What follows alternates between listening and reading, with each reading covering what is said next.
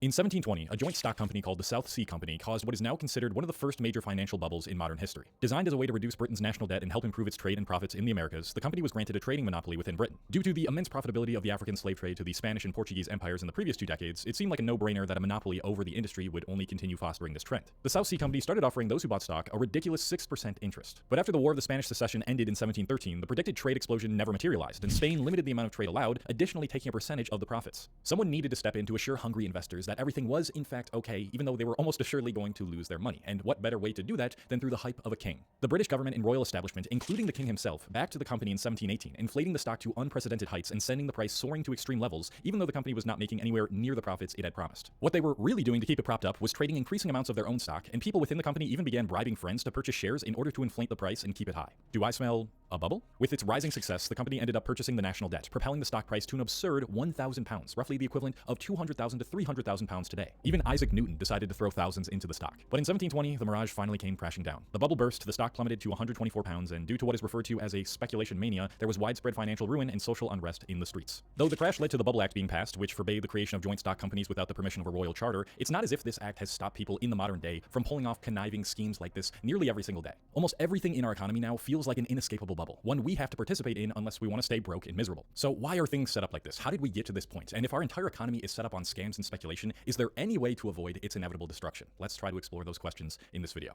First, let me clarify what I mean when I say scam economy, because when I'm saying that, I don't mean that literally everything is a scam. I mean that we've built a system where value has become increasingly disconnected from reality, where making money is no longer about producing something actually useful, but rather signaling value by selling a story that someone else will buy into later. If we look at the past, when you bought a stock in, let's say, a railroad company, especially in the early stages, you were quite literally funding its expansion. The more stocks people bought in the company, the more money they could use to build physical tracks, trains, and infrastructure that would move goods across the country. If more people used the railroad, the company made more money. If the company made more money, you got paid. The main reason that people bought stocks mostly in the past was not to sell them, it was to get paid. Almost every company had dividends, aka a distribution of the corporation's profits to shareholders, and would distribute those profits directly through these payouts. The value of the stock was tied to how much the business actually made. So in other words, there was a clear connection between owning a stock and owning a piece of something real. But over the years, that connection started to weaken. Due to the rise of easily accessible trading platforms such as Robinhood or Webull, anybody with even a little bit of pocket cash could begin to buy or sell stocks in the biggest or smallest publicly traded corporations in the world. And though on the surface, giving average people this sort of power is a good thing, the inevitable outcome is that stocks kind of start to work like chips on a casino, where the price is driven by how many people are willing to buy into it next. The clearest example of this is what is known as a meme stock, and if you're around my age, you probably already know what this is. It's a stock that gets pumped by stories and hype around a company that isn't actually profitable at all. In 2021, GameStop became the ultimate poster child for meme stocks. By that time, GameStop, the once childhood heaven for buying video games, was failing miserably as digital downloads became the norm. Seeing this play out in real time, hedge funds decided to short the stock. If you aren't familiar with what that means, when you short a stock, you're essentially betting that it will continue to fail, and the more it fails, the more money you make. GameStop became one of the most widely shorted US companies, with short interest exceeding 100% of the available float. But then the unthinkable happened. Well, maybe not so unthinkable in our internet era. Investors on the Wall Street Bets subreddit organized a coordinated buying spree to force the price up and squeeze the short positions. As the price began to rise, hedge funds that had bet against the company were forced to buy shares to cover their losses, which only pushed the price even higher. This created a feedback loop, and the stock shot up over 1,500% in a matter of weeks. But here's why this really matters as it pertains to this video. Obviously, nothing about GameStop actually changed. It was still a failing business, and it wasn't making any profits. The only thing that actually changed was its story. That story ended up being so powerful that a select few are still deluding themselves into believing that the company will soon be saved. And as a result, they never sold their stocks in the company, even when it came plummeting down and they lost thousands of dollars. What this reveals to us is a growing trend that has proliferated throughout our entire economy, one that exposes just how much of this system and even our own beliefs can become entirely detached from reality, driven by what enough people can be convinced that something might be.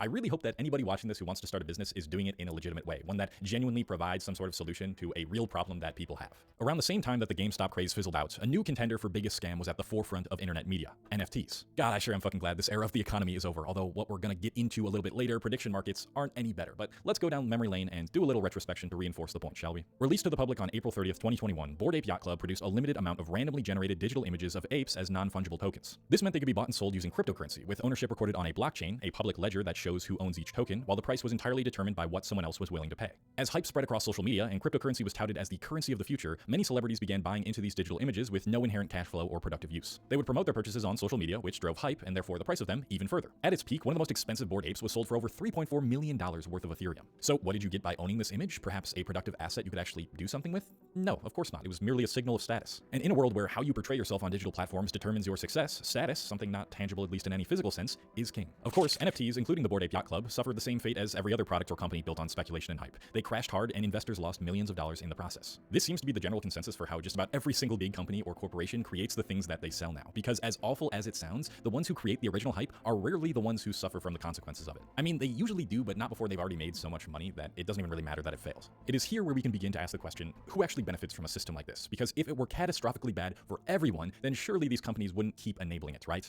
Right? Well, the truth is, it isn't bad for everyone. In fact, for a very specific group of people, this system does exactly what they want it to do. It lets them get in, make a bunch of bread, and get out. A lot of modern companies are built around this exact idea, not necessarily to become long-term profitable businesses, but to grow fast enough and tell a compelling enough story to be sold at a higher valuation. This is what's commonly referred to as the venture capital exit model. You can see this play out everywhere. Take Uber, for example. When it went public in 2019, it had never turned a profit and lost over $8 billion that year. But early investors and insiders were still able to cash out billions as the company hit a valuation north of $70 billion.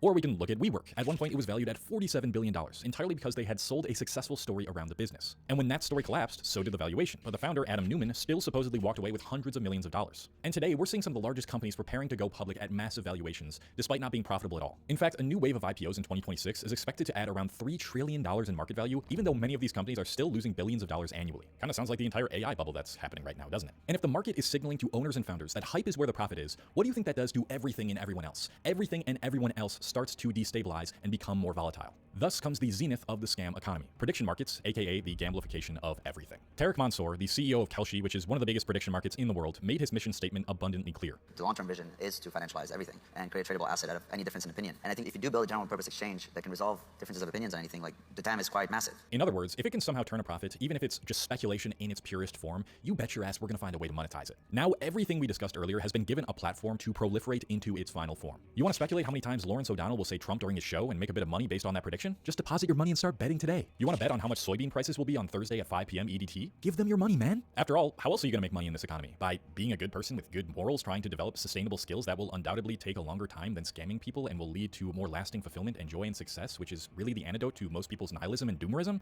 Nah, I think I'll just gamble. Everything you consume at every location is placing ads for gambling and prediction markets in your subconscious, conditioning you to believe that this shit is harmless and normal. And I would argue that the group that feels this and that is affected by this the most right now is Gen Z. This is the only version of the economy we've ever known. We didn't grow up watching people build stable careers over decades and slowly accumulate wealth through ownership and production. We grew up watching people get rich overnight through crypto, stocks going viral, and make money online, courses, and scams. So naturally, Gen Z's perception of money is going to be one of ambiguity, vagueness, and fallacy. If the only way you can get rich or even make a reasonable amount of money is to catch something at the right time, start a grift, or abandon your morals, then of course it's understandable why more and more young people would be influenced to pursue these types of things more frequently than they did in the past. How we think and act is almost always a direct reflection of how the economy enables us to think and act. So if we inherited a world full of scams, we become the scam, the representation of impatience, imbalance, breadth over depth, status over connection, and symbols over substance. And this is clearly reflected in the slew of graphs and statistics showcasing Gen Z's record high depression, anxiety, and unalive rates. So what happens next? Do we accept the scam economy's inevitable collapse, waiting for its imminent doomsday where the dollar loses all value and we're all forced into poverty? Well, I don't think it's as unavoidable as you might think, and there are ways to fight against this garbage system, actions you can take right now without any sort of influence or power. First, you need to put more friction between you and speculation. If you participate in any sort of gambling or prediction markets, or try to time the stock market by betting on trading apps all the time, get rid of them immediately. These systems are designed to make you feel like you need to be in on something, like there's some sort of opportunity you're missing. They are quite literally programmed to be as psychologically addicting as possible so that you spend money on shit you don't need, just like almost everything else in the economy. There is no opportunity you are missing. Most of that movement is noise, and the more you react to it, the more you lose. Second, in regards to investments, if you're going to have investments, just automate the boring stuff.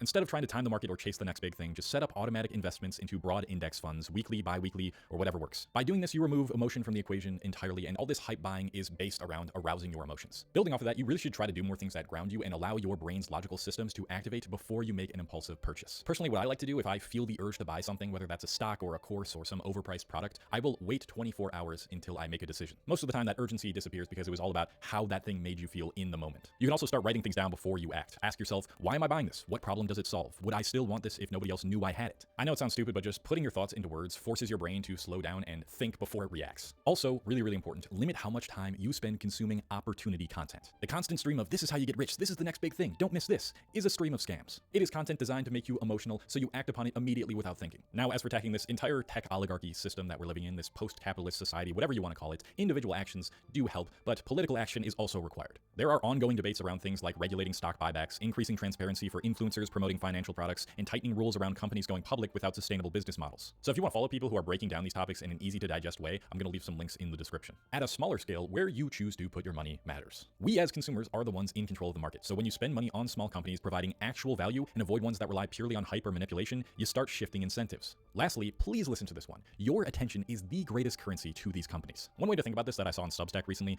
is to put it like this. When you spend 8 hours a day scrolling on something like TikTok or Instagram Reels, that means you are technically working for Meta or TikTok for 8 hours. You are making them 8 hours worth of money without you getting paid. You're essentially working for them for free, but what you're really paying for is your limited time, mental resources, energy, and critical thinking skills. Does it really sound appealing to you now? Keep fucking talking about these things, man. Talk about how awful it is for everyone and influence more people to stop participating in the system as much as is reasonably possible, because the more people understand the game, the harder it becomes to run it the same way. Let me know your thoughts and other solutions in the comments, and if